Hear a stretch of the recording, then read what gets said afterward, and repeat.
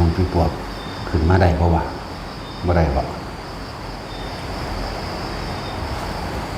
พวกกัน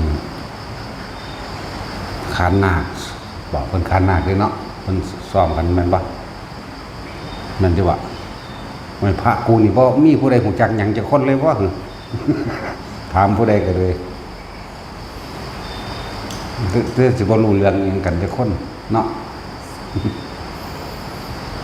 วันที่8โอเปอร์แมน18เนาะวันอาทิตย์ที่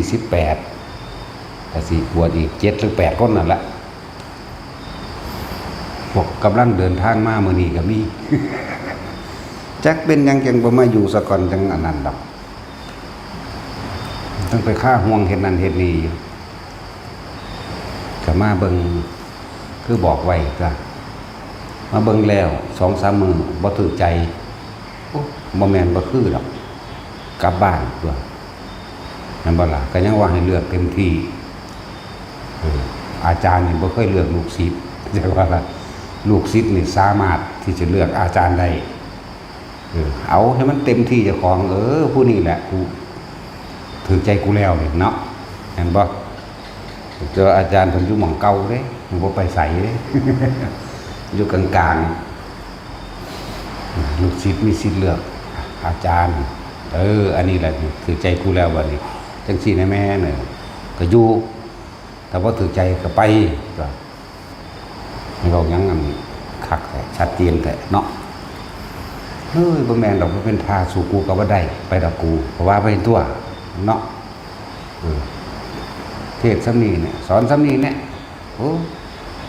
บ่ได้เสี่ยวกูดอกก็หนีตัวบัดนี้ยากหยังก็ยังว่าให้เลือกแต่ว่ามาอยู่เบิ่งก่อนมาอยู่เบิ่งแล้วแต่มันบ่เป็นตาก็ไปกลับบ้านวันที่18เป็นถือวันอาทิตย์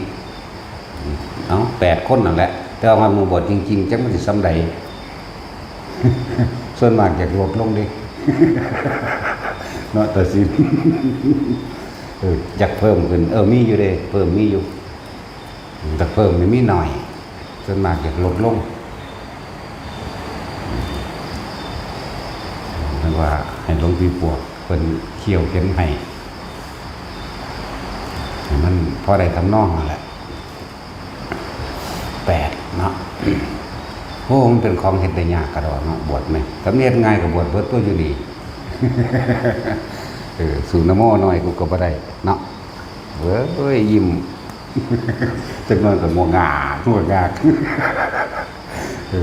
ว่าพออยู่นำมันหลวงพ่อสิบ่ตีฮอดพ่อมึงพุ่นนี่แส่เขียนฮอดพ่อมึงพุ่นเดี๋ยวหลวงพ่ออันว่าสิซอยได้บ่นี่ก็สิแสนลำพ่อเพิ่นอีกนั่นแล้วเนาะยิ้มใครโยนบ่เถียงเด้มันก็ยิ้มกับทานนั่งตาเงินโปกๆเป็นทางบินบาทกันฟ้ามันอ้วใส่มือหน้าบูดมันรูไปน้ำตาย่อยไปทุกด้านมันทนอยู่เด้อมันทนกับพวกมันนี่สิแล้วมันดันเอาอยู่นี่แล้วนางงากูงามันก็ดันเอาอยู่นี่เลย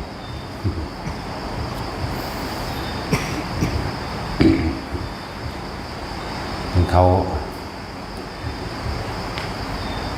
คุยกันเรื่อง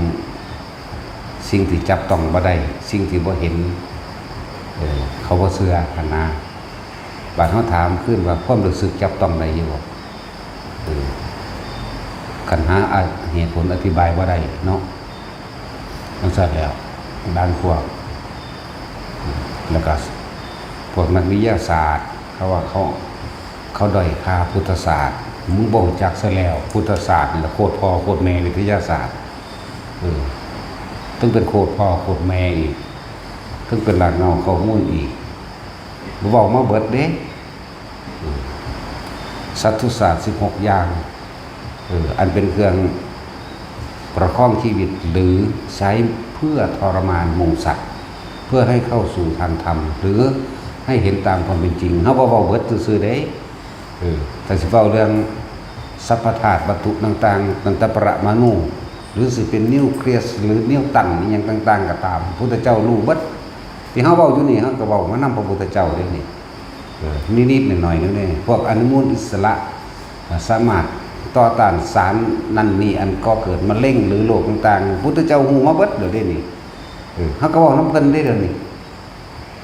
อันแล้วมันวิทยาศาสตร์ขนาดพวกอันเบิร์ตไอน์สไตน์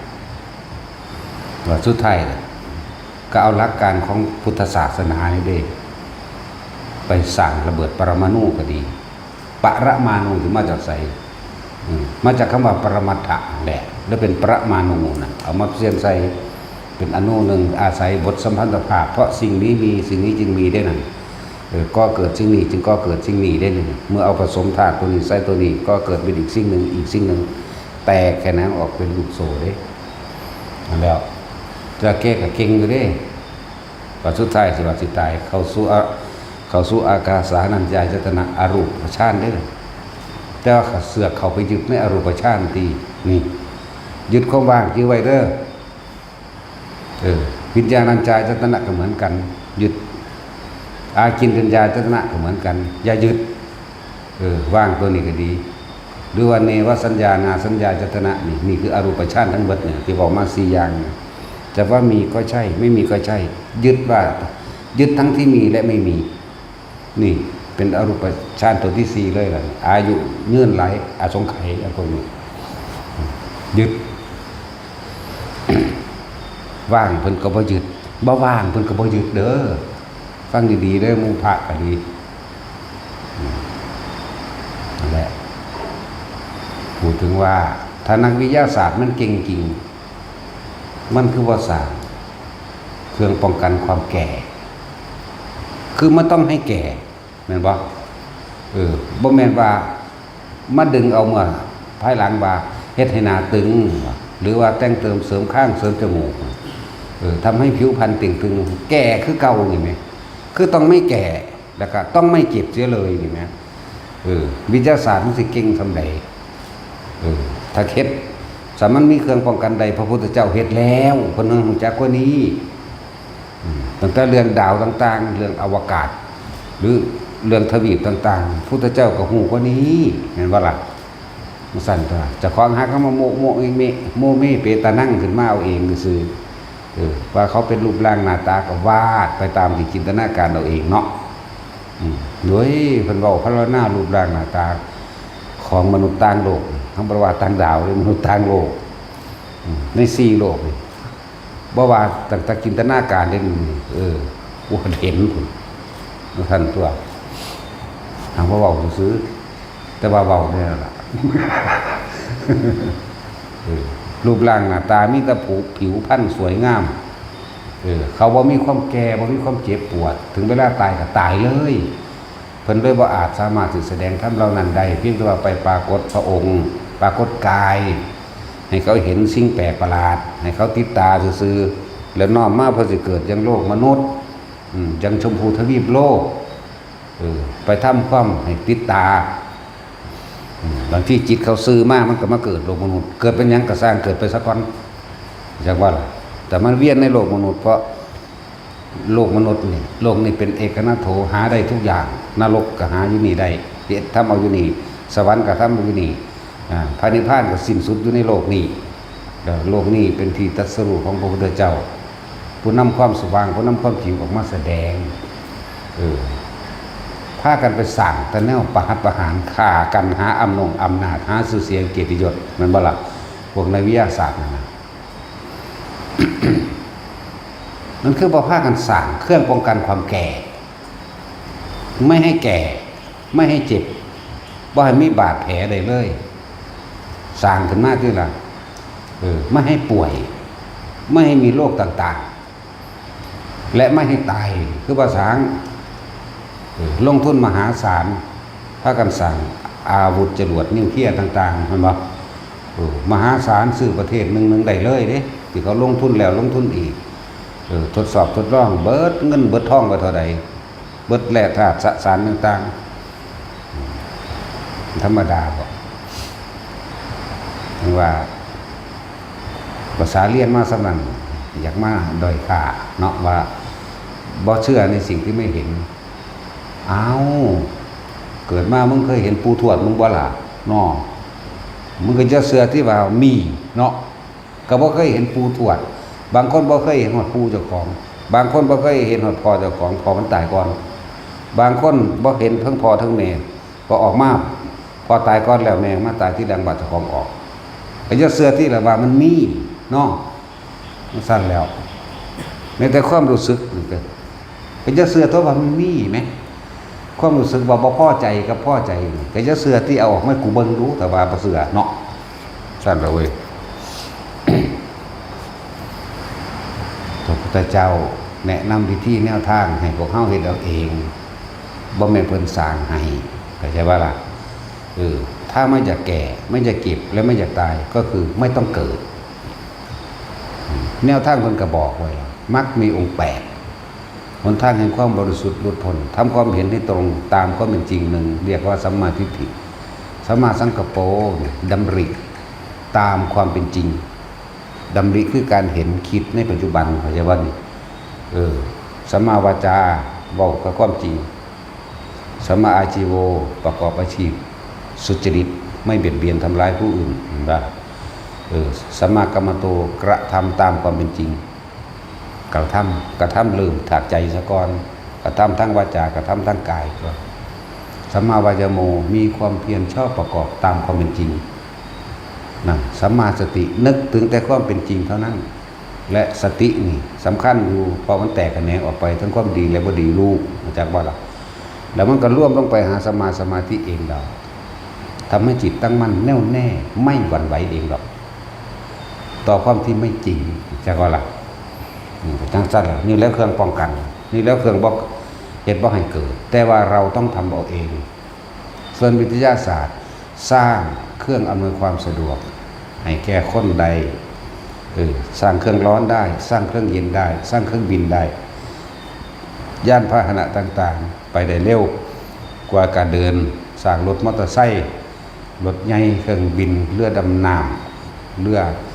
ตามน้ำจรวดอาวุธนิวเคลียร์สร้างขึ้นมาได้แต่ว่าสร้างแล้วเยอะๆยิ่งจากว่าล่ะโดยการไปด้อยค่าผู้อื่นสร้างบัดนี้ก็ขึ้นทุกว่าคนที่ใส่เป็นประโยชน์หรือเป็นประโยชน์บัดนี้นี่ต่างหาก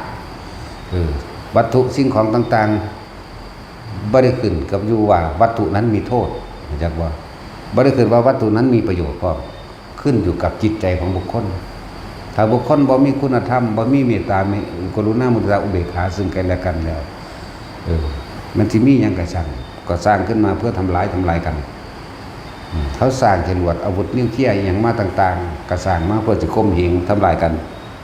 เพื่อมาให้มีอิทธิพลเหนือหมู่เพื่อให้มีอำนาจบังคับหมู่เด้แม่นบ่ซั่นนั่นซั่นแล้วส่วนพระพุทธเจ้านำแนวทางเมตตากรุณามุทิตาออกมานี่เป็นเครื่องคุ้มครองโลกเป็นเครื่องอาศัยอยู่หมู่สัตว์โลกอยู่นำกันอยู่แล้วก็อาศัยพึ่งพาซึ่งกันและกันเพื่อความสันตินี่ที่ไปสำรวจดาวอันอื่นๆโอ้โหดาวเจ้าของกันยังบ่อาจสามารถสำรวจทั้งเบิดพื้นทะเลเรามึงเห็นเบิดทุกสัดส่วนเราบ่ลงบ่ทันได้สำรวจบ่ได้ทะเลนะอยากว่าล่ะและทะเลทรายต่างๆคือว่าสร้างทะเลทรายให้กลายเป็นดินล้วนเพื่อปลูกสรรพสิ่งของอันเป็นอาหารอยู่ได้หนึ่งบ่มีสองคืออาหารสัตว์โลกเกิดมาในอาศัยที่หนึ่งเลยคืออาหารแม้ว่าล่ะ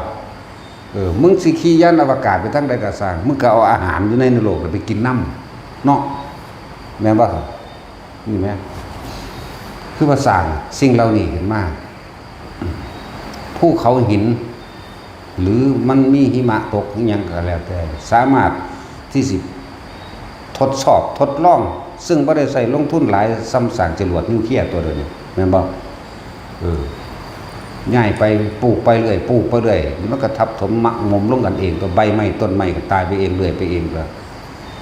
บ่ได้ลงทุนหลายปานนั้นดอกบ่ได้ลงทุนหลายซ้ำไปสร้างดอกปานนี้นักวิทยาศาสตร์แต่ละประเทศร่วมหัวกันเพื่อสิสร้างแผ่นดิน ทำทะเลทรายให้กลายเป็นดินล้วนทำให้กลายเป็นแหล่งน้ำทำให้กลายเป็นที่เลี้ยงสัตว์ทำให้กลายเป็นมีพืชสีเขียวแม่นบ่ล่ะมันเป็นยังสิเฮ็ดบ่ได้ถ้าสร้างจรวดนิวเคลียร์มันก็ยังเฮ็ดไปได้เนาะเนี่ยมันคือบ่มีความคิดปัญญาแนวนี้เนี่ยคิดอีหยังสร้างผลงานเพื่อให้คนยินดีและยอมรับในตัวเองแม่นบ่สร้างผลงานว่านักวิทยาศาสตร์ผู้นี้เด่นทั้งนี้เด่นทั้งนี้ได้รับรางวัลโนเบลก็เพื่อเป็นการประกอบอาชีพแล้วก็เขานำไปโฆษณาก็ได้เงินค่าโฆษณาหลายเนาะเอาไปประกอบหรือว่าเป็นผู้ไปรับรองวิทยาศาสตร์ต่างๆอันเป็นรุ่นน้องๆว่ามึงผ่านบ่ไม่กู10 ล้านผ่านแล้วมึงสิได้รางวัลแน่ก็ซั่นๆนี่นึงเด้มีแต่ความเห็นแก่ตัวครับว่ามันซั่นล่ะพระพุทธเจ้าเฮาบ่ได้เห็นแก่ตัวเด้บาดนี่มันคนละอย่างเด้มันซั่นล่ะมันกล้าสละตัวมันเองเพื่อผู้อื่นหรอบ่ถ้าว่าเก่งหลายทั้งอันต่างๆในสรีระร่างกายบริโภคเนาะร่างกายมันคือบ่บรรลุหยังซั่นเวลามันสูญให้เมียมันคือขาชำแหละซากศพอยู่ แม่นบ่อารมณ์นั่นน่ะตัวบ่เห็นนั่นเห็นบ่นั่นมันคือบ่ทันมันทันแหละ หลายอย่างอยู่ที่ว่าเขาไม่เชื่อในสิ่งที่พิสูจน์ไม่ได้เหมือนว่าล่ะมันก็พิสูจน์บางรูปปูมีบ่ กับมึงตาบ่เห็นมึงว่าเนาะมึงจะเสือต้องมึงตาบ่เห็นไหมเหมือนบ่ตาจูจะเสือตัวแต่ว่ามันมีบ่เราเมื่อมาบอกเอาก็ธรรมดาตัวกับมีพอของพอมาเรื่อยตัวซั่นแน่ก็มึงบอกว่าตาบ่เห็นมึงลืมคำเว้ามึงบอกว่าเนาะนี่ก็จังซั่นแล้วคือจังเข้าไป4ต่อไม้อันนี้ต่อจิกเด้อบ่เชื่อกูบ่เห็นก็ต่อมันมีนี่ดิซั่นเนาะจังซั่นแล้วมันธรรมดาแต่ว่าคนที่ศึกษาวิทยาศาสตร์สูงสุดแล้วถึงพุทธศาสตร์ได้บัดพุทธศาสตร์นี่เป็นรากเหง้าข้อมูลของวิทยาศาสตร์คิดว่าในสมัยเก่าโบราณรุ่นพระพุทธเจ้าบ่มีบอกว่ายามึนยาชาบ่มีบ่มีหังบ่แม่นใส่เข็มฉีดเอาฟินนั่นดิซั่นเขาเจ้าสกัดฟินมาเคี่ยวเข็นมาเป็นตังกินเอาก็ได้เอาไว้ใต้ลิ้นนี่ก็ได้เวลามาเฮ็ดยาชาหมอชีวกสิพาหลังตีนพระพุทธเจ้าแต่ว่าด้วยบาปกรรมของเพิ่นเอง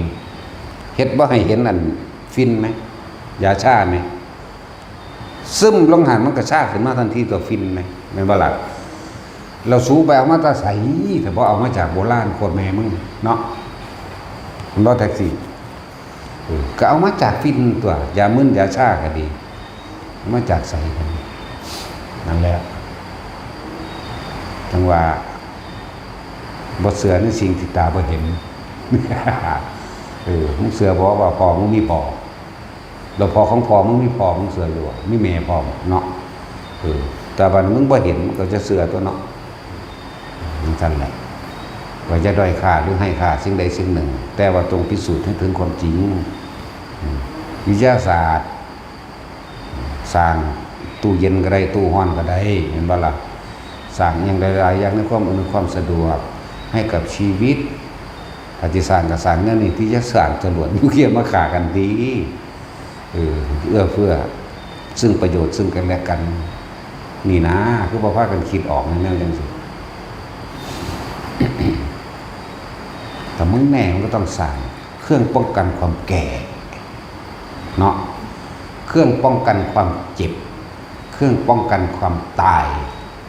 บ่มีผู้ใดสามารถเลยเห็นบ่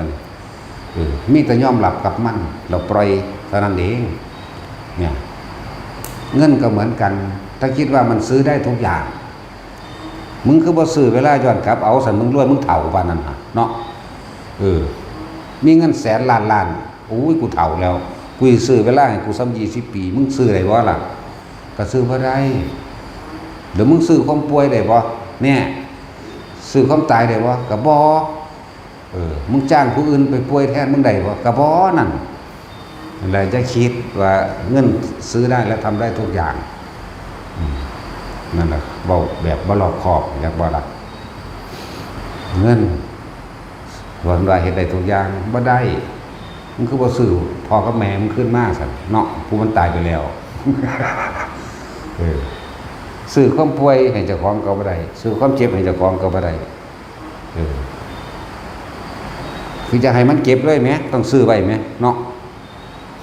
อันเจ็บแล้วบางคนมันสิเถียงว่ามันเป็นจังสิบ่ได้ก็ให้หมอสิจะมึนหมายความว่าบ่ให้มันเจ็บเลยมันบ่ซั่น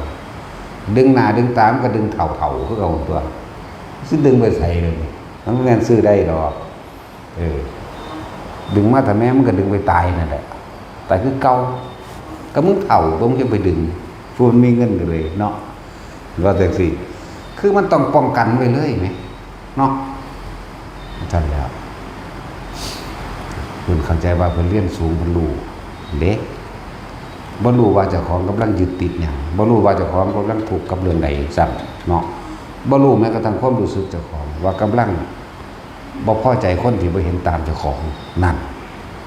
นี่ไหมก็มันบ่แม่นวัตถุตาบ่เห็นก็รู้สึกได้แล้วโมโหมันเป็นไรเอามันเป็นตัวจังไดความรู้สึกน่ะมันบ่ได้เห็นได้ล่ะอยู่ในใจเจ้าของน่ะฮึบๆอยู่นั่นแหละอันนี้แค่เฮาบอกให้ฟังซื่อๆเด้อบ่ได้ต้องการชนะหรือแพ้กับไผบ่มีความเอาชนะบ่มีความแพ้กับไผบ่ให้เจ้าแพ้แล้วก็คอยกับวาสนาพร้อมแต่ว่าทุกอย่างมันมีเป็นใจอาศัยซึ่งกันและกันสิ่งใดที่สามารถทำประโยชน์ต่อตนและผู้อื่นใดก็เฮ็ดตัวแม่นบ่ล่ะบ่แม่นเอาหลักการของตนเข้าไปบังคับผู้อื่นให้เชื่อเจ้าของเวลาเว้าอีหยังขึ้นเอาแต่เหตุผลมาขัดง้างกันเนาะขัดง้างเด้ยกตัวอย่างนั้นยกตัวอย่างนี้เฮาก็ขัดง้างเหมือนกันแต่เฮาก็ยกตัวอย่างแต่ว่าตัวอย่างของจริงกับบ่จริงมันต่างกันอยู่เด้จริงคือเกิดแล้วก็ต้องแก่ก็ต้องเจ็บแล้วก็ต้องตายนี่คือจริงอันของพวกเจ้าบ่ได้คิดถึงว่าสิแก่เก็บตายเลยเด้มันซั่นแล้วแต่วิทยาศาสตร์กับเงินมันเฮ็ดได้นี่แหละต้องเฮ็ดได้4อย่างนี่เห็นบ่นี่แก่เก็บตายนี่เห็นบ่แก่เก็บปวดป่วยตายนี่เอาจังสิแน่นอนเนาะถุยพระพุทธเจ้าเกิดมาหลายพระองค์แล้วเทคโนโลยีในสมัยของพระพุทธเจ้าแต่ละองค์มันมีจุดสิ้นสุดอยากว่าล่ะสิ้นสุดต้องฆ่ากันเพราะมั่วเมาในอำนาจหลงในอำนาจคิดว่ากูก็มีนิวเคลียร์นี่กูก็มีผู้ใดสิหลายกว่ากันซัดกันตัวมันก็ตายเบิดล่ะต้องสั่นตัวนั่นแหละจุดสิ้นสุดน่ะสิ้นสุดของเทคโนโลยีก็ฆ่ากันตายแต่ว่าชีวิตหลังความตายบ่ได้สิ้นสุดเด้เดี๋ยวผู้ใดปฏิบัติตามมรรคมีองค์8โลกนี้ไม่ได้ว่างเว้นจากพระอรหันต์เดียวกันผู้ใดปฏิบัติตามมรรคมีองค์8โลกนี้ไม่ได้ว่างจากพระอรหันต์พระอรหันต์ย่อมอยู่กับบุคคลผู้เช่นนั้นผู้ที่เดินตามมรรค8แล้วมันร่วมหมดเราได้ไหลไม่หันไปเลยหนทางแห่งความบริสุทธิ์นี้หนทางนี้ชื่ออะไรนี่มรรคมีองค์8นะชื่อว่าหนทางทั้ง8นี่แหละชื่ออย่างแล้วเพิ่นก็ไล่ไปที่ละพวกเฮาบ่อาจสามารถที่จะไปปรับให้ได้ดอกพวกเฮาดึงย้อนขึ้นมาปรับตัวเองเถิดอาวุธที่พระพุทธเจ้าประทานให้1ทานบ่นี่เป็นการเสียสละความเห็นแก่ตัวของตนเองทานเพื่อดูความรู้สึกตัวเองว่ายังเป็นเจ้าของอยู่หรือไม่ศีลเบียดเบียนผู้อื่นและทำร้ายผู้อื่นอยู่หรือไม่นั่นว่าได้ภาวนานี่เห็นอารมณ์ของตัวเองได้หรือไม่ภาวนาภาวะหรือภาวะแปลว่าพบคืออารมณ์ความรู้สึกนั่นเองอันเกิดจากใจนะก็คือใจนะโมนั่นเองจากว่าล่ะเรียกว่าภาวนาเอามาบวกกันมาร่วมกันแล้วทับซับเอาตัวนักบาลีทั้งหลายก็ดีเฮาของบ่แม่นนักบาลีมั่วแบบไรก็สร้างว่าถ้ากูคนใดบ่เกิดกูเอาเบิดเนี่ยเนาะแม่นบ่ล่ะแล้วสั้นตัวคำสอนใครก็ช่างคำพูดของใครก็แล้วแต่ถ้ามันทำให้พ้นทุกข์ได้ ไม่ต่างกันเพราะเป็นธรรมนะเป็นความจริงเข้าใจว่านี่คำว่าธรรมก็ต้องไปกำหนดกฎเกณฑ์หรือจำกัดต้องเป็นคำของคนนั้นคนนี้นะเพราะธรรมชาติของมันมีอยู่แล้วนี่แหละท่านพระพุทธเจ้าเขาก็พ้นพบความจริงนั่นแหละเพิ่นก็เอาความจริงมาบ่ได้แม่นคำสอนไผจากว่าผู้เพิ่นคนพบผู้แรกเลิศว่าเจ้าแห่งผู้รู้สิ่งทั้งหลายทั้งปวงนั่นเองเฮาได้ใส่ชื่อยกย่องเพิ่นว่าเป็นพระพุทธเจ้าเจ้าแห่งผู้รู้ที่พระพุทธเจ้าไม่รู้ไม่มีเลิศว่าสัพพัญญูแล้วบ่มีเครื่องป้องกันหรือการกั้นสิ่งที่พระพุทธเจ้าที่ปรารถนาจะรู้บ่มีเครื่องใดมากางกั้นได้คัดขวางได้จึงเรียกว่าอาณาวรณญาณบ่มีเครื่องกั้นพยานอันนี้ใดเด้สั้นแล้วเพราะว่าจะเป็นนานาธาตุญาณสัตตนางนานาวิมุตติกะญาณมึงนี่บ่มีผู้ใดรู้คือเพิ่นดอกจังซั่นแล้วโอ้ยสัตตุศาสตร์18อย่างเป็นเครื่องเอาไว้ใช้เพื่อที่จะนำหมู่สัตว์หรือใช้ทรมานจิตใจสัตว์เพื่อให้ก่อเกิดเห็นตามความเป็นจริงเข้าใจบ่ล่ะบอกว่าเมื่อกี้มันหาอย่างนึงได้นั่นน่ะว่าท่านได้ไล่กันทั้งต้นไฟฟ้าเพิ่นก็เฮ็ดเป็นจังซั่นสิเฮ็ดบ่เป็นซั่นแหละนี่ตรงนิ้วต้นมาจากไสอย่าว่าแต่จากของเก่งหลายเวลาไปรับปริญญาคำว่าปริญญามาจากไสมันว่าแท็กซี่มึงสวดอยู่ซุมื้อนี่ว่าหยังปริญญาตันติเมภิกขิเวอิเมสุจตุสุอริยสัจเจสุแม่นบ่อันเราได้รู้แล้วสำเร็จแล้วนะปริญญาแปลว่าจังซี่คือสำเร็จปริญญาจึงจากว่าปริญญามาจากไสก็มาจากคำสอนพระพุทธเจ้านั่นแหละกับปริญญากรมอุตุว่าจังได๋ซั่น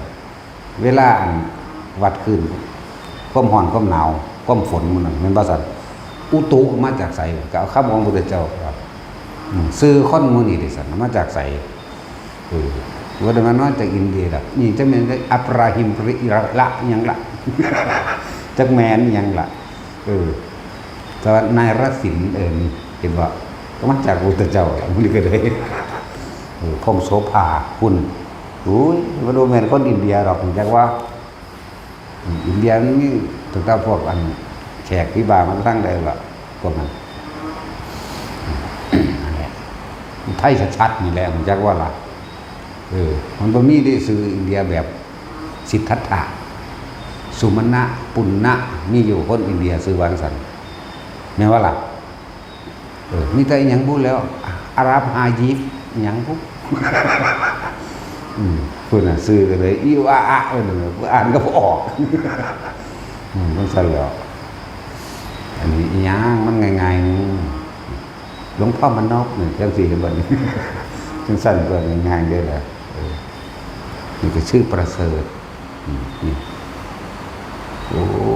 เข้มข้นเป็นหน้าตาขึงขังเป็นทานอนเปลี่ยนทาไหมฝึกมาเท่าไหร่ฝึกมาจากกันนะ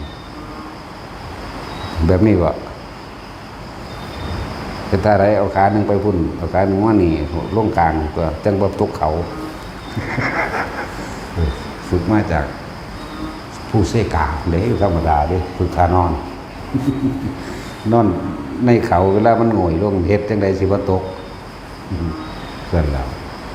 ฝึกมาจากผู้ลังกาข่าวชาญเลยหมู่ลงเลยหมู่ลงรถ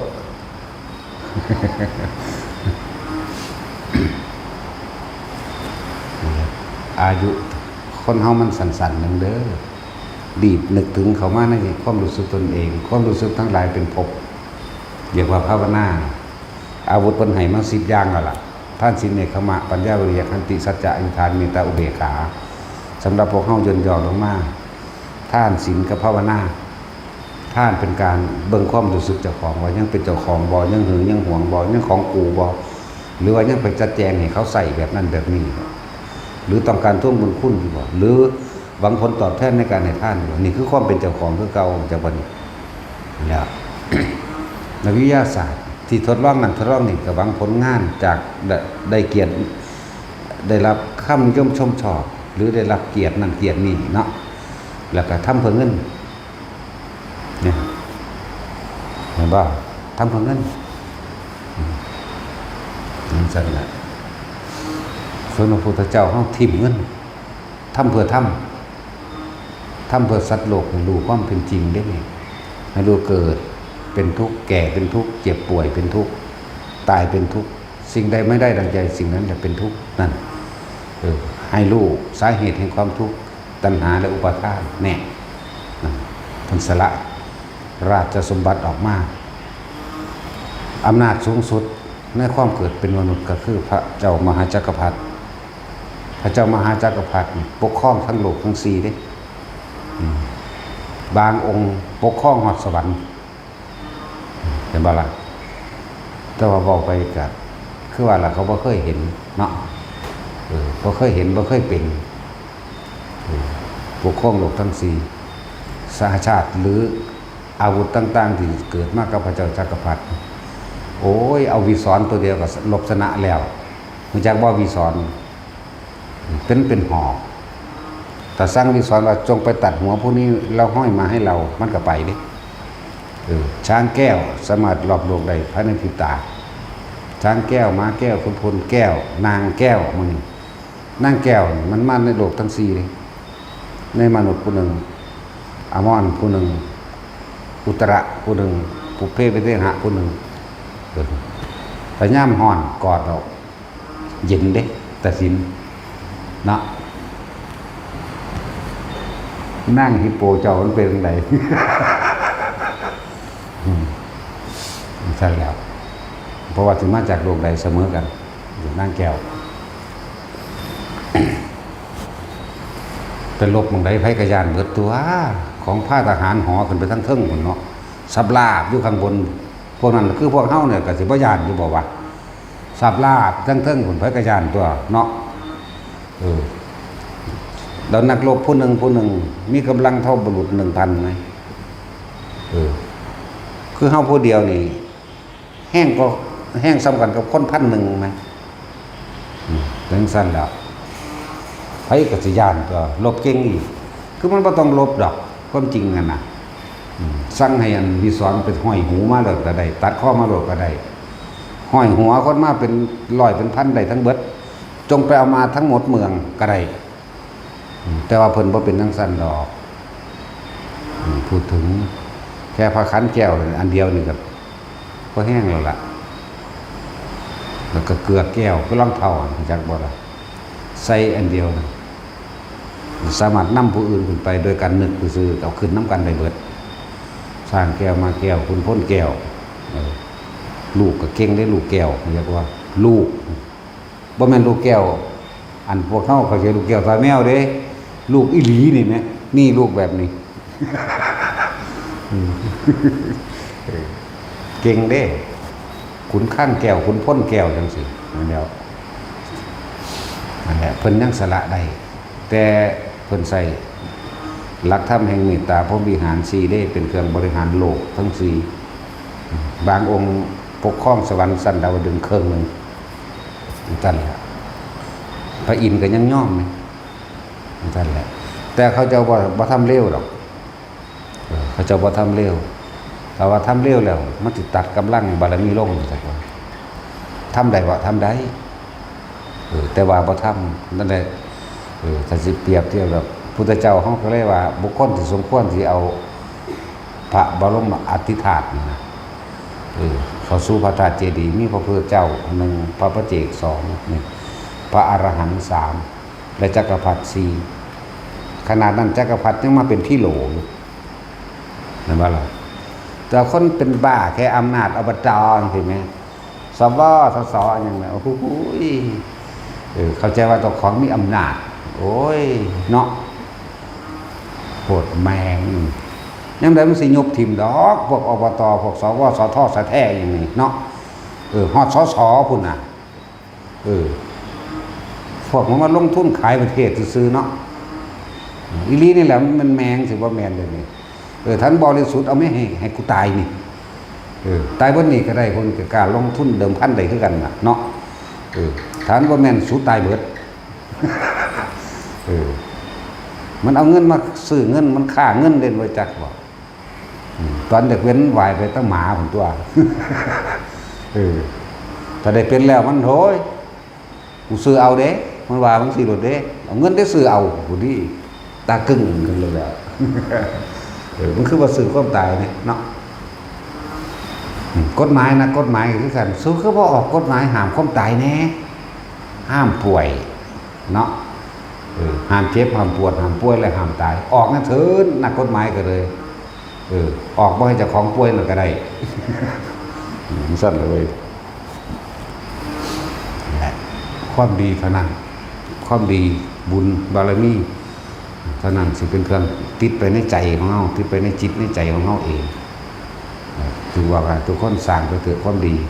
ถึงเวลาแม่นสิ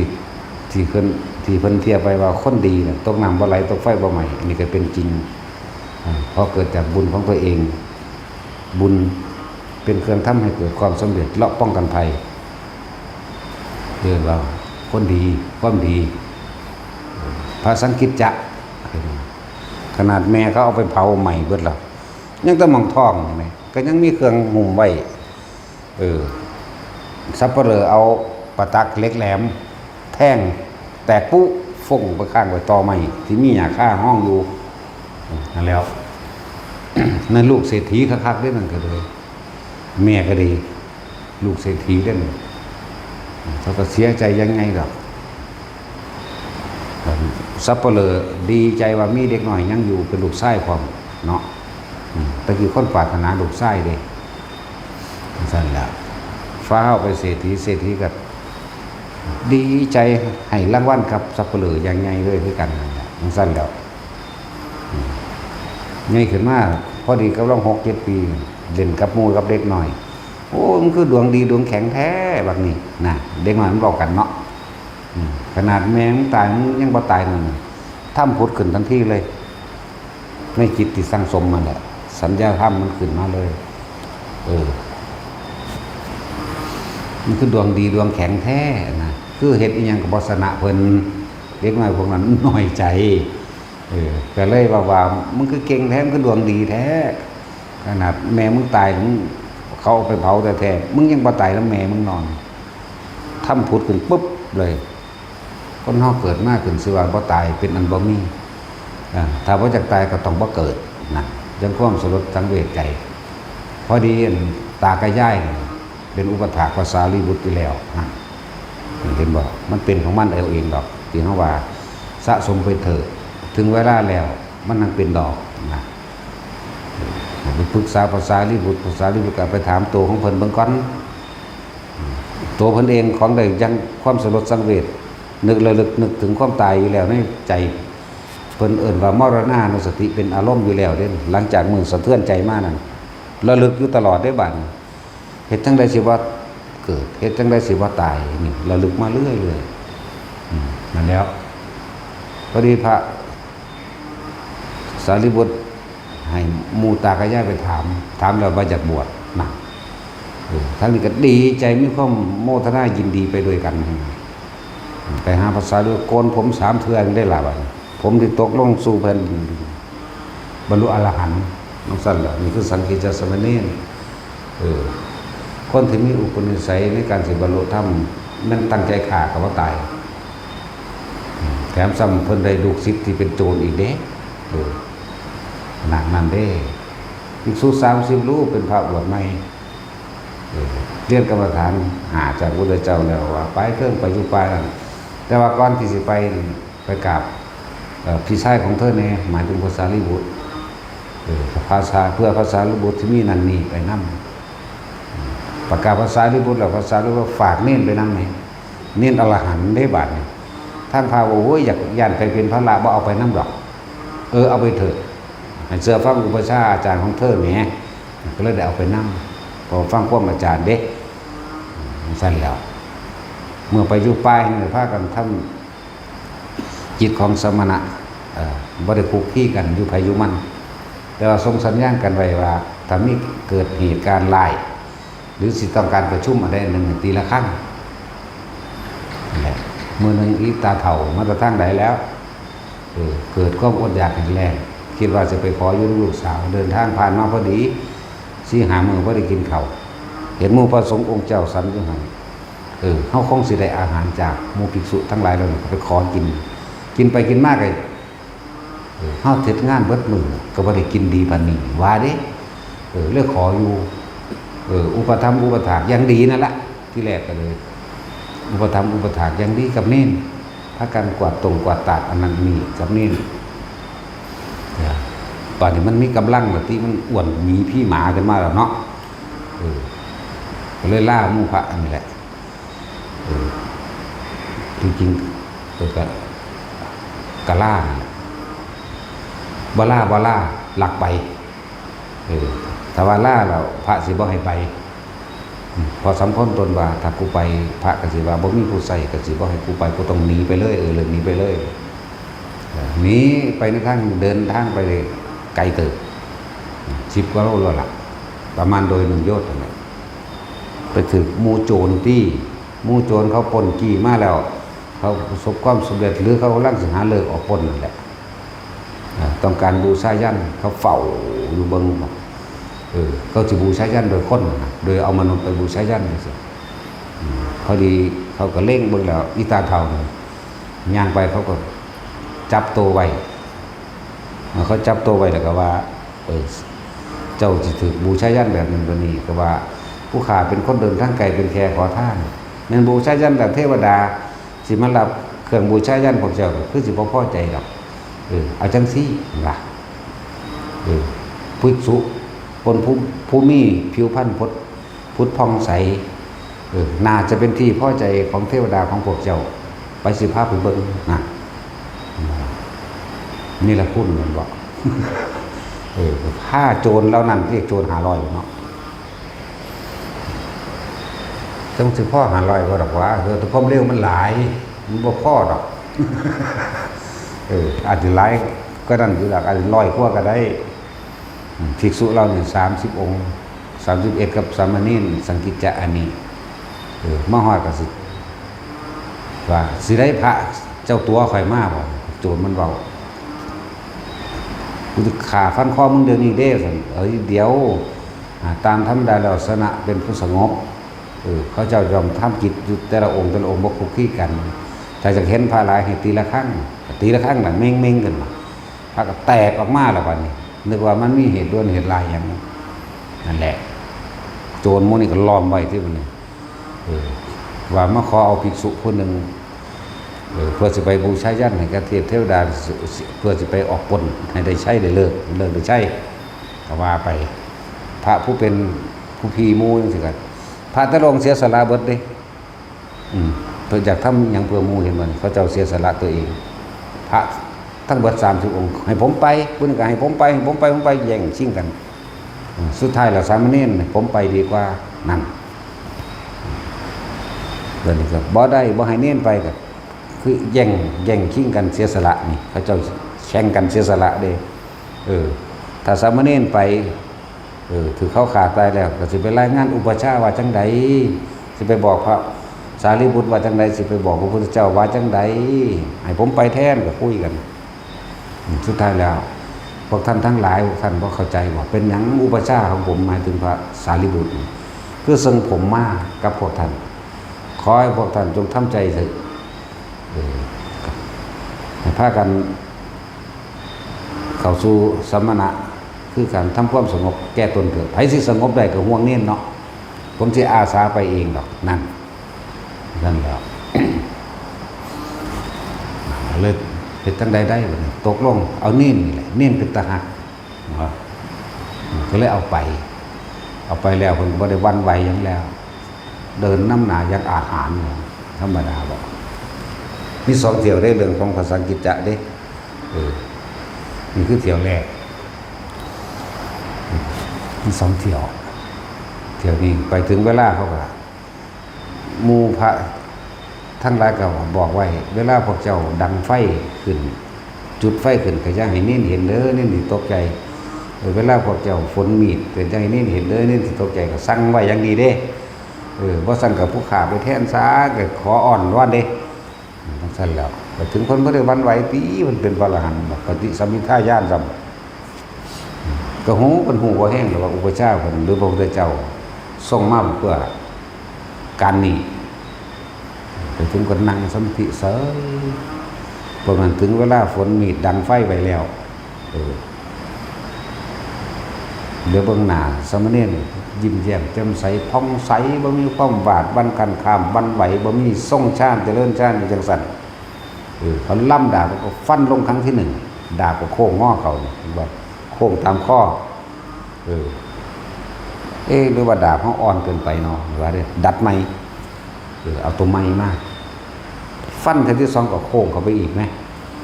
แล้วเบื้องหน้านี่ว่าสะทกสะท้านยิ้มแย้มแจ่มใสผิวพรรณผ่องใสอีกต่างหากนั่นสั่นแล้วตายแล้วดาบดีบ่มีจิตแท้ๆก็ยังเห็นคุณของสามเณรเฮาก็เป็นคนแท้ๆก็สิบ่มีจิตสำนึกสิ่งใดเลยบ่นั่นแหละจังว่าจังก้มลงกราบขอคุกเข่าขอขมาเห็นบ่ขอขมาสามเณรเพิ่นก็ให้โทษให้อภัยโทษไปในสุดท้ายแล้วสามเณรสังคีจะเกิดบวชเณรพวกนี้ล่ะส่วนพวกภิกษุทั้งหลายแล้วนั่นมันสิไปนั่งสมาธิเดินจงกรมได้จังใดทั้งเรียนตัวเน้นทั้งกินหอดเน้นทั้งหลายอย่างเนาะนั่นแล้ว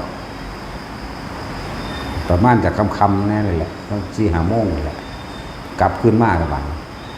เห็นเน้นยางน้ำหนาแล้วเน้นใหญ่เน้นเท่าเน้นโจรนั่นยางน้ำหลังอีก500เนาะพากันดีใจว่าสั่นแล้วมันสั่นละกลับมากับเว้าเรื่องเล่าให้ฟังเลยว่าเดี๋ยวสิพาลูกศิษย์เรานี่คือไปหาพระศาสดาสักก่อนนั่นทางนี้เขาก็ใจของเขามันก็สงบลงแล้วก็บ่ห่วงหยังแล้วเนาะภิกษุ30 รูปบ่ห่วงแล้วผ่อนคลายออกมานั่นแหละเป็นว่าไปหาพระเจ้าพระเจ้าบอกสังกิจจะเธอได้ลูกศิษย์มาเหรอเจ้าข้าเธอจงไปหาอุปชฌาย์ของเธอเถิดนั่นก็บวชให้ล่ะบวชพระวันนี้บวชพระพุทธเจ้าแสดงธรรมสั่งบรรลุอรหันต์ไหมบรรลุเร็วกว่าพวก30 โมงนั่นอีกโจรก็เลยโอ้ยเนาะเป็นสั้นแล้วเนี่ยคืออีกเรื่องหนึ่งเรื่องที่สองกับเรื่องของสังกิจจะสำเนียงด้วยกันเด็กในระหว่างเพิ่นเดินทางไปนั่นแหละเกี่ยวกับการว่ารักษาสัจจะมีคนผู้หนึ่งถูกโจรไล่มาบอกว่าพระพุทธเจ้าสามเณรเป็นที่พึ่งของผู้ขาแต่ผู้ขาเดินทางไปทางนี้แต่เห็นคนไปทางหน้านั่นบอกว่าบ่เห็นเด้อจักว่าล่ะจังซั่นแหละเพิ่นก็ผ่านไปว่าบ่เห็นนั่นแหละทีแรกบัดต่อมาโจรที่ไปปล้นมาจากเมืองสาวัตถีก็ถูกทหารไล่ติดตามมาที่เขาเขียนว่าโจร500อีกแล้วล่ะคือสิบ่พอ500หรอกว่าง30 กว่านี่ล่ะบาดนี้เห็นสามเณรนั่งลัดทางอยู่มันหนักสมบัติที่ว่ากันถิ่มไปหรอกว่ากันถิ่มก็ไปเป็นพอสามเณรต้องเป็นที่พึ่งให้พวกกับผมด้วยพวกผมถูกทหารไล่มาพวกผมเป็นโจรนี่เขามีความซื่อเด้ไปปล้นจี้มาแล้วได้รับโทษอาญาทั้งหลายจึงหนีมาหาที่พึ่งบ่ได้ตอนนี้ทหารก็จี้ติดเข้ามาแล้วบ่ฮู้ว่าสิไปสิไปลบอยู่หม่องใดจงเป็นที่พึ่งของผู้ขานี่เห็นไหมเพิ่นก็เลยยืนขึ้นเพิ่นก็เลยว่าไปอยู่หันไปก็ไปอยู่หันไหนโคนหินนั่นแหละพวกทหารก็เดินมาคนยืนอยู่นี่เด้จักว่าคนยืนอยู่จังซี่ทหารแล่นมาทหารก็ทำความเคารพกราบไหว้เดียวแล้วก็เพราะว่าพอสามเณรท่านเห็นหมู่โจรทั้งหลายแล้วนั่นได้ผ่านมาทางนี้บ่เพิ่นก็เลยยับมากล่าวหนึ่งตั้งแต่อาตมายืนอยู่ตรงนี้ไม่เห็นใครเลยว่าซั่นคิดตัวแต่ว่าจริงๆบ่ได้ตัวเด้ ตอนอยู่หม้องนี้เห็นอยู่ ก็ย้ำไม่อีกก้าวหนึ่งก็บ่เห็นตัวเนาะตอนนี้บ่เห็นอีหลีเลยครับตอนนั้นเห็นอยู่บอกเขาไปรีซ้ำยังไม่อีกก้าวหนึ่งนะนั่นแหละการโกหกเพื่อรักษาชีวิตผู้อื่น เพื่อได้เกิดการได้รู้ทำเห็นทำพร้อมมันเป็นบุญกุศลมันจะเป็นบาปมันเป็นทางใดหรือว่ากุศลกุศโลบายภาษาเก่าว่าโกศลโลบายภาษาเฮาใหม่ๆขึ้นมาแน่เบิ่งว่ากุศลหรือกุศโลบายเนี่ย พวกทหารเหล่านั้นครับก็เสื้อผ้าก็ว่าพระมีสัจจะเนาะเสื้อผ้าภิกษุสามเณรได้ว่าภิกษุสามเณรมีสัจจะได้ตะกี้เดี๋ยวนี้จะมีหีแมงยังดอกว่า มีแต่ตัวคนรอกินเขาสแตกไปวันๆซื่อๆมันสิเฮ็ดโคตรปอโคตรแมงยังพวกบ่ได้ปฏิบัตินะพวกเล่นบังไฟเนาะ พวกบอกเลขมันไปบอกผู้อื่นแมงยังคือว่าซื้อเอาเองโอ้มันก็ซื้ออยู่ทั้งบอกต้องซื้อแหละอย่างสั่นละหาคิดตัวมันในสุดท้ายแล้วพวกมหาโจรทั้งหลายเรานี่ธรรมกาศทำความว่าท่านตามธรรมดาแล้วภิกษุสามเณรเป็นคนมีสัจจะโจรมันเบาแต่ว่ารู้แล้วว่าท่านคือบ่มีสัจจะผมก็เลยบอกฟังดีๆตั้งแต่อาตมายืนอยู่ตรงนี้เห็นพวกท่านรู้แต่ว่าหมายถึงว่าแต่อาตมาขยับมาตรงนี้ไม่ได้เห็นพวกท่านเห็นว่าล่ะแต่พวกท่านก็ได้ชี้ดิจากอาตมาเราสิบอกว่าอาตมาบ่มีสัจจะได้จังไดนี่ก็เลยยอมรับมันก็พาไปบวชอีกแล้วทั้งสั้นแหละในเรื่องของสังกิจจะสมณีมี2เหตุการณ์จริงๆหลายก็นั่นคือดอกเยอะแยะปราบหน้าปราบนั่นปราบนี่ก็มีทั้งเก่งทั้งน่ารักเพราะฉะนั้นพระพุทธเจ้าสิบวชพระให้ติบวชพระมีอยู่4 องค์เด้อเน้นหน่อยบวชพระ7 ขวบนี่สังกิจจะสมณีนี่บวชแต่น้อยเลยเพิ่นเป็นตาฮักทั้งเก่งผู้สร้างก็มีผู้อยากไปเก่งหัวก็มีนะครับแล้วเอาท่าไม่ละเว้ยนอนลงดีๆนี่นอนลงนี่รถจังบ่ครอบครับโสปากะบวชโดยการตอบปัญหาเป็นว่าตัณหาพยากรณ์ตัวนี้เทียบเคียงกับสัพพัญญุจญาณเลยเดี๋ยวแล้วก็อย่างนั้นศิวลีพระศิวลีผู้นึงแล้วก็พระเลวตะพระเลวตะเป็นผู้อยู่ป่าที่ทุรกันดารป่าตะเคียนแล้วก็ที่มองคนอยู่นั่นลำบากมากมันเป็นหินลูกลั่งสไปเนาะ หินตะปูตะปิแหมตั้งยางเก็บตีนบาดตีนแหมป้าหินแบบนั้นแหมเขาอย่างหินแห่บ่ฮู้บ้านเฮาเป็นหินแห่เนาะที่ว่ามันเป็นหินก้อนแข็งๆแดงๆอ่ะนะนั่นแล้วทั้งลำบากด้วยอาหารแต่ว่าเพิ่นอยู่ได้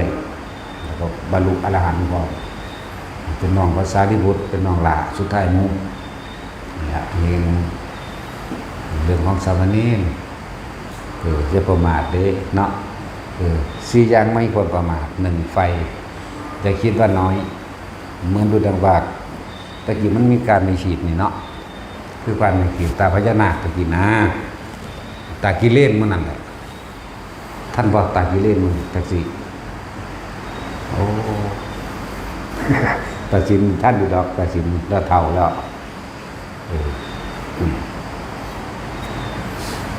แหละจะประมาทว่าไฟว่ามีประมาณน้อยจะไม่อาจสามารถไหม้บ้านไหม้เมืองใหญ่ๆได้2จะประมาทว่างูเห็นบ่ล่ะงูตัวเล็กๆจะคิดว่าบ่มีผิดก็สามารถกัดคนเสียชีวิตได้3จะประมาทว่าเยาวกษัตริย์จากบ่เยาวกษัตริย์เนี่ยสมมุติว่าเขาเป็นเด็กน้อยอยู่เนาะกษัตริย์เด็กน้อยสั่งประหารเฮาได้เด้อเข้าใจบ่ล่ะ4ภิกษุบวชใหม่จะเข้าใจว่า สิบบรรลุธรรมเด็กภิกษุบวชใหม่หรือสามเณรก็ตามบางคนเขาบรรลุอรหันต์ในมือนั้นซ้ำหรือจะบวชเนาะแต่ว่าบรรลุแล้วบวชได้เด้อันบ่บวชตายเด้นั่นแหละที่เขาทกเถียงกันดูนะอรหันต์มีลูกมีไงได้สั่นโอ้เนาะหันพ่อหันแม่บวชได้กันเห็นว่าสั่นหรืออนาคามีสามารถกลับมาเกิดได้สั่นโอ้ยไอ้ไฟสิก็มีมันเบาหาแมงบ่มันบ่เป็นความจริงแต่มันเป็นจริงสิเบาบ่คือว่าล่ะเนาะมันบ่ฮู้จังซั่นแหละพวกเฮาสำรวจความรู้สึกตัวเองเด้อความรู้สึกหรือคำว่าใจจังซี่มันก็เลี้ยวบ่เห็นนี่เนาะว่าเฮายังมีความพอใจกับบ่พอใจอยู่บ่นี่สองอารมณ์ถ้าเกิดก็ตายสองอารมณ์พอใจในโลกก็เกิดบ่ฮู้ว่าจะเป็นเดรัจฉานเปรตถ้าบ่พอใจในโลกนรกแน่นอนอยู่แล้วมันสั้นล่ะเราบอกสิ่งที่ง่ายให้แต่ละคนหลายคนวิตกกังวลเรื่องศีลหลายคนวิตกกังวลเรื่องทานว่ากูบ่มีหยังทานคือเขาหรือว่าจะเข้าวัดบ่กล้าเข้าหรือว่าจะเฮ็ดนั่นแหละจะบอกให้ทั้งทานทั้งศีลอยู่ในลมหายใจนี้บารมี10อยู่ในลมหายใจนี้ภาวนาทั้งเบิดอยู่ในลมหายใจนี้มรรคผลนิพพานอยู่ในลมหายใจนี้มรรคเป็นต้นหมายถึงลมหายใจนี้ผลเป็นปลายถ้าอยู่แนบนิ่งแน่เนียนอยู่กับลมหายใจศีลสมาธิและปัญญาร่วมอยู่นี่เบิดอยู่ที่อานาปานสตินี่เองศีลว่าโดยการไม่คิดทำร้ายเบียดเบียนผู้ใดผู้หนึ่งเสียชีวิตทรัพย์สินแม้จะเพียงชั่วขณะลัดข้อมือเดียวก็ช่างเห็นว่าล่ะก็ขึ้นชื่อว่าแม้นบุคคลผู้มีชีวิตอยู่100 ปีก็ช่างจากบ่ลาถ้าบ่มีความสงบบ่มีศีลนั่นก็คือว่ามีชีวิตอยู่โดยลำบากมีชีวิตอยู่ด้วยการจมอยู่กับกองทุกข์ถึงแม้ว่าเขาจะมีปราสาทราชวังหรือมีทรัพย์เท่าไหร่โกรธก็ขึ้นชื่อว่าบุคคลผู้เกลือกกลัวอยู่ในกองไฟเข้าใจว่าล่ะคนรวยจะเข้าใจว่าเขาสิสุขเด้สุขของเขาก็คือกองทุกข์เพราะสุขของเขาหนึ่งคือสุขจากสิ่งที่มีอยู่และคำว่าสุขของเขาเป็นสุขที่เย่อหยิ่งและอวดอ้างข่มเหงและบังคับเห็นบ่ล่ะเด้และสุขของเขานี่เขาเข้าใจว่าการหาได้มากการหาด้วยวิธีใดก็ช่างนั่นแหละหาบ่พอเด้อแม่นว่าซั่นความพอบ่มีในพวกนั้นเด้แล้ว บอกว่ารวยหรือจนถ้าว่างจิตเป็นก็ได้ความสงบเสมอกันรวยหรือจนถ้าว่างบ่เป็นก็ทุกข์เสมอกันหรือจนหรือรวยเกิดมาแล้วก็แก่เจ็บป่วยตายเหมือนกันเสมอกันผู้ใดนำธรรมนี่เข้าไปฝึกหัดปฏิบัติตัวเองก็เข้าถึงพระนิพพานเสมอกันบ่ได้เลือกแล้วก็บ่ได้เลือกศาสนาอีกเพราะธรรมะแปลว่าความจริงของทุกชีวิตสรรพสัตว์มีความเกิดเป็นเรื่องมีความแตกดับเป็นธรรมดามีความเกิดความแก่ความเจ็บความตายเป็นธรรมดาเสมอกันกินข้าวคือกันเบิดโลกนี่กินข้าวคือกันมันสิเก่งปานใดนักวิทยาศาสตร์มันบ่สแตกข้าวบ่เนาะขนาดบอกมันบินไปในอวกาศมันก็นำอาหารนี่ได้พกไปนำเนาะอาหารของนักบินเป็นเจลเป็นเยี่ยวใสๆคือขี้มูกนี่ดอกสารสกัดอาหารพวกนั้นยอดมันเอามาจากธรรมชาติที่มีอยู่นี่แหละมันจะเอามาจากแมวอย่างเนาะบ่เห็นว่ามันไปกินฝุ่นดาวอังคารดอกไม่ว่าอะไร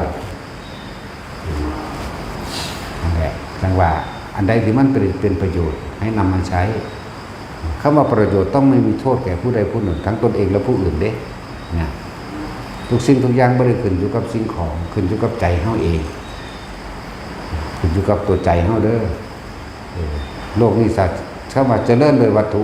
ก็เจริญเพราะทำลายตนนั่นแหละโดยสู่การเจริญโดยธรรมเลย ธรรมะอันเป็นเครื่องปกครองโลกรักษาโลกให้เกิดความสันติโลกสิไม่อายุยืนต่อไป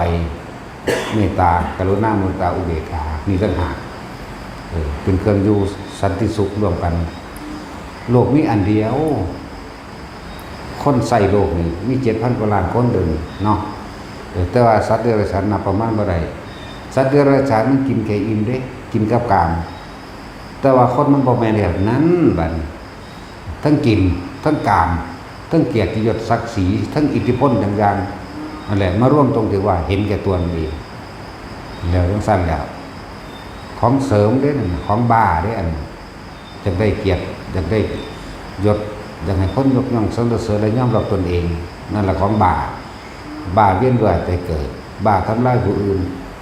สุดท้ายก็คือทำลายตนเองให้ห่างไกลจากมรรคผลนิพพานเด้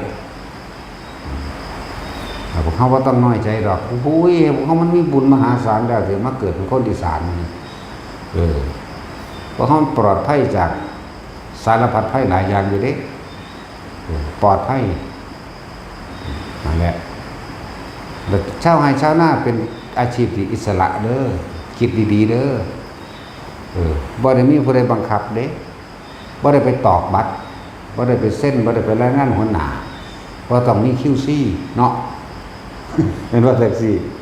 พวกข้าราชการต้องไปก่อน8 โมงล่ะเนาะเลิกงานก็ต้องเลิกตามเวลามันอีกเนาะชาวไร่ชาวนาเฮานี่แล้วแต่ผู้สิไปยังได้เป็นอิสระบ่มีผู้ใดมาหักเงินเดือนบ่มีเงินเดือนแม่ว่าล่ะเอาเป็นจังสิบ่แม่นถ้าเฮาเข้าใจมัชฌิมาในการใช้ชีวิตแม่นบ่ล่ะสั่นแต่กูแค่หากินซ้ำตายมันก็สิหยังกับมันแท้สาปลากูก็มีหวยน้องของบึงก็ได้หาก็มีหน่อไม้ก็มีเห็ดก็มีแต่บ่ให้มาหาที่นี่ณตะสิงเฮ็ดนั่นก็เฮ็ดไปเถอะ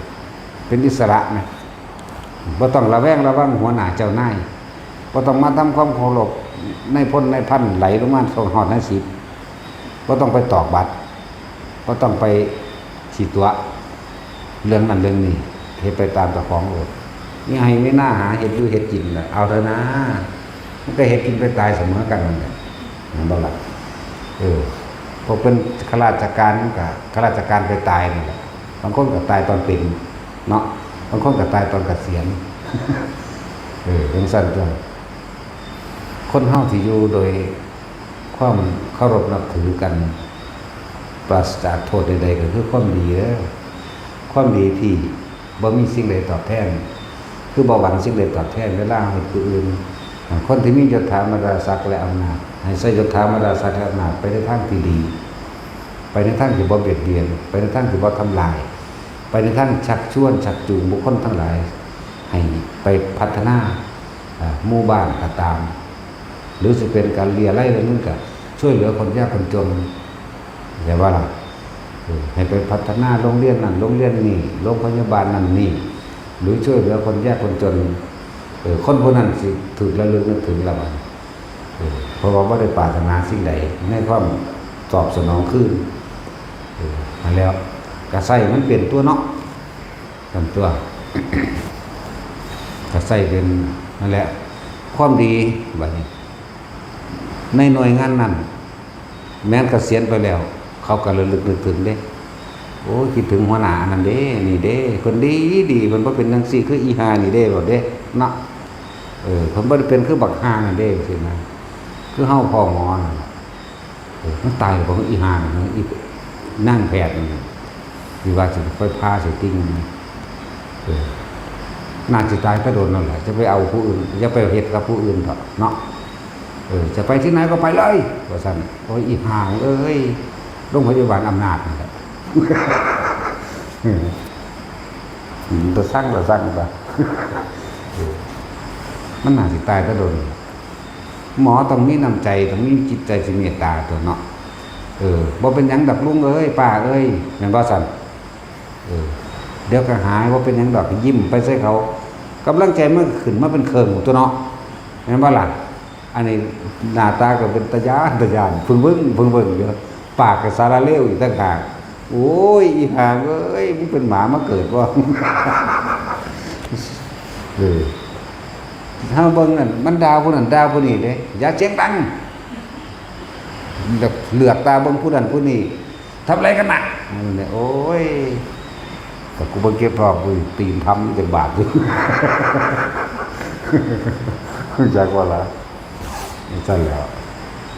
หมอต้องมีจิตใจดี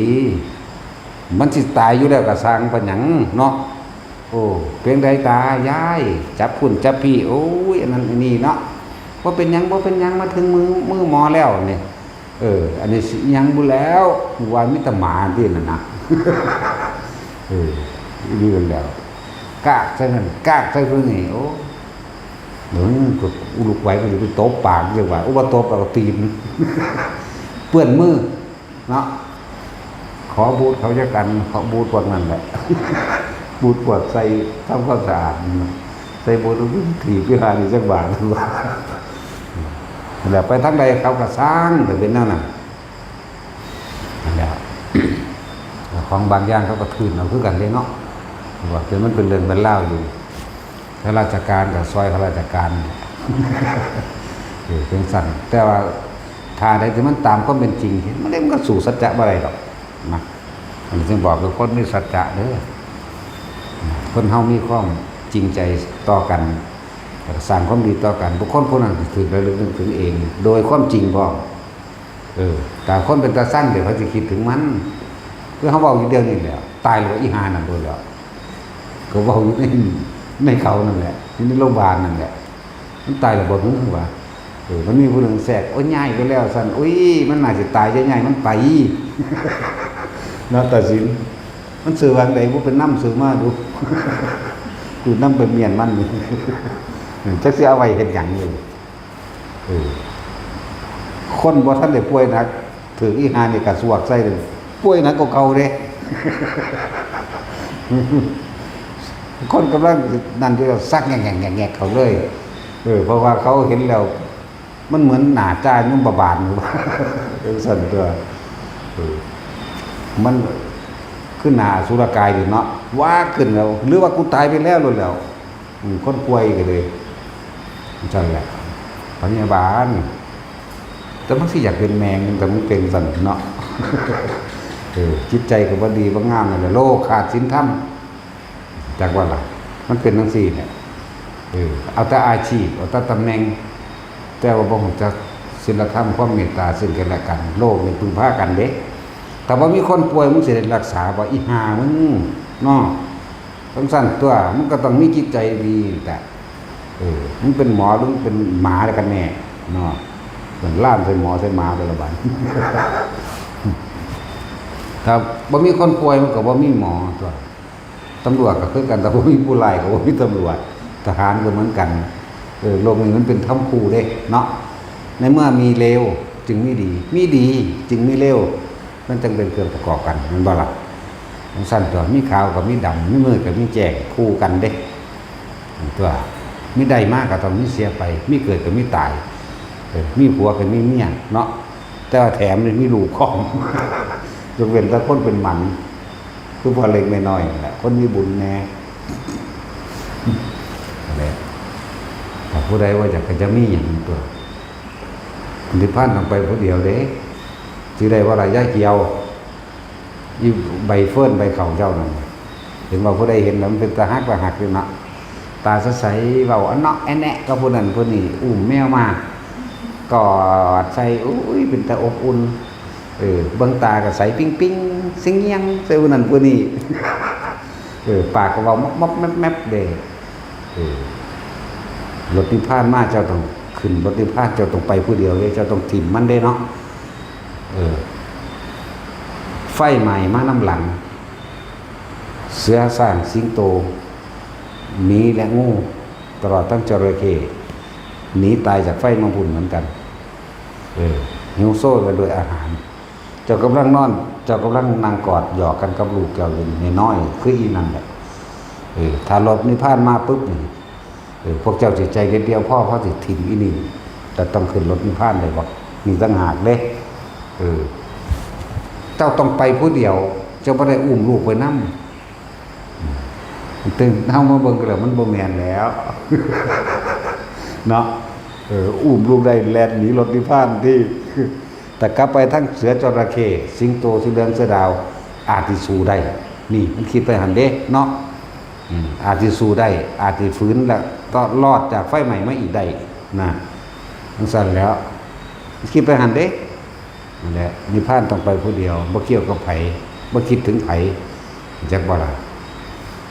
มันต้องว่างจากสิ่งที่มีอยู่นั่นแหละนิพพานนี่มันบ่แม่นตื้อ